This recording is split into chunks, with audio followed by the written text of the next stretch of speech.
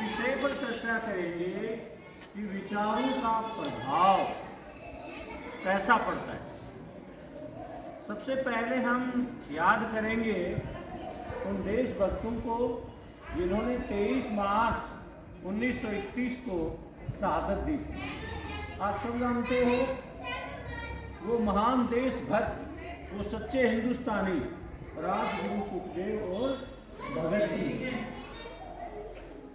दुनिया के बहुत सारे लोग बहुत आसान से काम से विचलित हो जाते हैं, लेकिन वो मौत से भी विचलित नहीं हुए और हंसते हंसते अपने हाथों से फांसी का फंदा गले में डाला और पूरा अंग्रेजी साम्राज्य दंग रह गया था ये देख करके कि भारत के ये देशभक्त किस मिट्टी के बने हुए हैं, इनको मौत का भी डर नहीं लगता।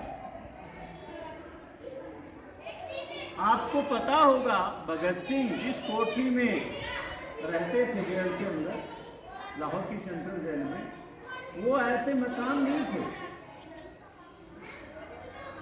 वो जैसे गुड़शाला होती है ऐसे, मतलब बहुत ही सकड़े सकड़े बिना खिड़की रोशनदान की कोठरियां होती थी, 4 बाई 6-7 की। बस उसमें एक आदमी मुश्किल से बस लेट सकता था। लेकिन भगत सिंह स्वाध्याय भी करते थे और भगत सिंह किसी भी सूरत में ये नहीं चाहते थे कि उसकी फांसी टल जाए। हम देखो जुकाम भी लग जाती है तो तुरंत डॉक्टर का टेबलेट का सहारा लेते हैं, हमारी जुकाम ठीक हो जाए। और वहां चाह रहा है कि मुझे फांसी हो, और क्यों चाह रहा है? वो इसलिए चाह रहा है कि हिंदुस्तान के हर घर के अंदर भगत सिंह पैदा हो जाए और ये जो आतताई अंग्रेज हैं इनको वो मार भगाए। अब देखो हजारों लाखों करोड़ों की संख्या में भारत के अंदर शहीद हुए, लेकिन आज हम जिनको जानते हैं 15-20 को, उनमें भी अगर किसी का नाम लेना चाहते हैं फख्र के साथ, और जिसका नाम लेने से आपके चेहरे पर ओजस कायम हो जाता है, आपके अंदर एक एनर्जी का संचार हो जाता है, आपके अंदर एक जोश आ जाता है, ऐसा नाम था भगत सिंह। कहते हैं भगत सिंह जैसे देशभक्त और मीराबाई, धन्ना, कर्माबाई जैसे भक्त कोई हजारों वर्षों में, सैकड़ों वर्षों में कोई एक बार पैदा होते और अपने छोटे से जीवन काल के अंदर ये वो कर जाते हैं जो सैकड़ों साल की उम्र में मनुष्य नहीं कर पाते। और भगत सिंह के बारे में अंग्रेजों को पता था कि इसको हिंदुस्तान चाहता बहुत है, इसलिए उन्होंने एक दिन पहले 24 मार्च को फांसी होनी थी और 23 मार्च को फांसी दी, इसलिए कि कहीं देश के लोग एकत्रित होकर के जेल को नहीं घेर लें, कोई उत्पात नहीं मचा दें, अब मर ही जाएगा तो थोड़ा बहुत करके रह जाएंगे। इसलिए उन्होंने बड़ी कूटनीति के साथ वो सारे काम करते थे बड़े योजनाबद्ध तरीके से, इसलिए वो दुनिया पर राज कर पाए। अब आगे हम चर्चा करते हैं कि विचारों का प्रभाव क्या पड़ता है। मैंने एक दिन आपको एयर टाइट कैप्सूल के अंदर चावल के दाने का भी सुनाया था। भाई हम मानते हैं मनुष्यों के ही प्रभाव पड़ता होगा, क्योंकि मनुष्य की अपनी एक लैंग्वेज होती है, एक भाषा होती है, और उससे वो समझ जाते हैं कि अगला मेरे बारे में अच्छा कह रहा है, बुरा कह रहा है। हम कहते हैं पशुओं पर भी पड़ता है। आप किसी कुत्ते को धमका दो तो बेचारा ऐसे अपनी दूर दबा के भाग जाए, उस पर भी पड़ता है। निर्जीव चीज जिनको मानते हैं उन पर भी प्रभाव पड़ता है। एक छोटा सा आपको एक कथा सुनाता हूँ, ध्यानपूर्वक सुनना और आपके लिए उनको सुनाना भी। आपके घर में सुनाओ, रिलेशन में जाते वहाँ सुनाओ, बहुत ही रोचक और छोटी सी कथा है। एक बार किसी राज्य के राजा और उनके मंत्री, राजा ने विचार किया कि मैं स्वयं जा करके लोगों को देखूं कि लोगों का जीवन कैसा है, वो जीवन कैसे जीते हैं, उनकी जीवन शैली को देखूंगा। तो राजा और मंत्री वेश बदल करके साधारण से घोड़ों पर सवार होकर के जा रहे थे। तो राजा की नजर अचानक एक जो कारपेंटर होता है, यानी खाती होता है, उसकी दुकान पे पड़ी। और उस दुकान के अंदर क्या था, बहुत ज्यादा चंदन की लकड़ियां पड़ी हुई थी। चंदन बहुत महंगा होता है और चंदन पता है हर किसी की क्षमता नहीं होती खरीदने की।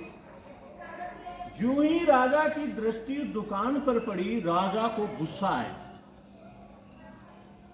और राजा ने मंत्री को कहा कि मेरा मन करता है कि इस खाती को फांसी चढ़ाऊं। अब बड़ा आश्चर्य हुआ मंत्री को, आगे चले गए। लेकिन मंत्री के मन में ये आया कि इस राजा के साथ हुआ क्या। इस खाती ने कुछ भी राजा को बोला नहीं। अचानक यहाँ के राजा के मन में ये विचार क्यों आए, इसको मारने तक को तैयार हो रहा था। उस दिन तो चले गए। दूसरे दिन मंत्री फिर साधारण व्यक्ति के भेष में उस दुकानदार के पास गया और उससे पूछा, भाई क्या धंधे, धंधा पानी कैसा चल रहा है। तो वो खाती बोला, ऐसा राजा किसी देश को ना मिले, ये मरता भी नहीं है, मर जाए तो इसकी अंत्येष्टि में चंदन की लकड़ियां काम में आती है, मेरा कोई धंधा पानी चल जाए। तब अचानक उसके समझ में आ गई कि ये खराब विचार दे रहा था, इन्हीं के बदले राजा के दिमाग में भी खराब विचार आए। कुछ दिन बाद क्या हुआ, मंत्री ने राजा से कहा कि महाराज 40-50 साल हो गए मैं आपका मंत्री हूं, आपके महलों में वो पुराना फर्नीचर पड़ा है, क्यों ना इसे बदल दिया जाए, ओल्ड फैशन हो गया है। तो राजा बोले कि आपके जज गई तो बदल दो। तुरंत ही मंत्री ने आदेश दिलाया उसी खाती की दुकान में कि जितना भी आपके पास ये काठ है, चंदन है, इसके सारे गिराज महल के लिए फर्नीचर बना। तुरंत उसकी मानसिकता बदली खाती। और खाती क्या बोला, मन ही मन में विचार किया, ऐसा राजा सबको मिले, क्योंकि अपना धंधा चलता था, वो बड़े खुश होते हैं। आपके नंबर आते हैं तो आप खुश होते हो, इनाम मिलता तो खुश होते हो। फिर क्या हुआ, राजा और मंत्री उसी मार्ग से एक दिन फिर गए, कई दिनों बाद उसी दुकान के सामने से गुजर रहे थे। तो राजा पता है क्या बोला, अरे ये जो दुकानदार है ना, इसको तो इनाम देना चाहिए, देखो कितनी रौनक है इसकी दुकान में, मुझे बड़ा अच्छा लग रहा है इसको देख कर। तो जब उसने खराब विचार किए थे राजा के प्रति, राजा मरे भी कोनी, तब राजा ने उसके बदले में क्या सोचा, इसको फांसी दे दी। लेकिन जो ही उसने अपने विचारों को बदला या विचार उसके पलट गए, तो राजा को भी बड़ी खुशी। तो हम जो विचार दुनिया को देते हैं, कोई दुनिया हमें अच्छा दे देगी इसकी कल्पना कभी मत करो। आप किसी गाल पे, किसी के बच्चे के गाल पे अनायास ही थप्पड़ मार रहे हो, कोई गलती नहीं है, बेचारा आराम से बैठ के ले जा रहा है, ऐसे ऐसे देखता हो, आपने आओ देखा न ताव देखा, थप्पड़ मारता और फिर वो बच्चा मुस्कुराए और अपना दाहिना गाल और फिर दे आपकी तरफ, तो आप जैसा बेवकूफ की दुनिया में कोई नहीं है जो इसके दाहिने गाल पे भी थप्पड़ मारता। आप में रहम होना चाहिए।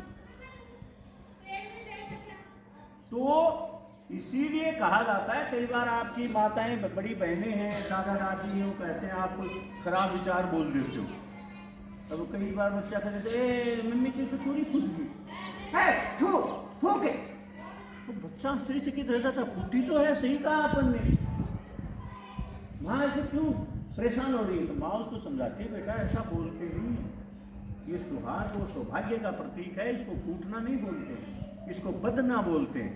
तो चूड़ी होती है तो क्या बोला जाता है, चूड़ी बद गई। तो हमें पढ़ाई के साथ साथ संस्कारों को भी सीखना चाहिए, ताकि जीवन के अंदर हम सबकी पसंद बन सकें, सबको सहयोग दे सकें, सबकी मदद कर सकें, सबके लिए अच्छा सोच सकें। ठीक है। अब लोग हंसते, छोटे सी हंसते। बंदर को आपने देखा होगा, बंदर बड़ा कुटिल और बड़ा चतुर और बड़ा मतलब चालबाज होता है। एक दिन क्या हुआ, एक बंदर ने लोमड़ी के झापड़ मार दिया। कहीं भी मार सकता है, वो कुछ भी करता है, उछल कूद, वो पेड़ तोड़ दिया और वहां से वहां कूद गया, ऐसा करता रहा। थप्पड़ मार के उसने देखा कि लोमड़ी के मैंने थप्पड़ मारा है तो ये बदला लेगी, तो बंदर भाग पड़ा। बाजार की किसी गली में दौड़ता दौड़ता एक बनिए की दुकान को देखा, वहां बनिया नहीं था, एक चेयर पड़ी थी, एक टेबल पड़ा था और चश्मा पड़ी थी। अब बंदर तुरंत वहां जाकर के चेयर पे बैठ गया, चश्मा लगा ली और अखबार ले लिया। लोमड़ी ढूंढती ढूंढती आई, बंदर देखा क्या, बंदर देखा क्या, बंदर देखा क्या, वहीं पहुंच गई। ध्यान तो दिया नहीं, अखबार आगे था, वहां भी पूछ लिया, अजी एक बंदर को देखा क्या? बोलो क्यों, तेरे झापड़ मार गया क्या? बोल तेरे को क्या बता? बोले अखबार में आई। धन्यवाद। Have a nice day, see you tomorrow.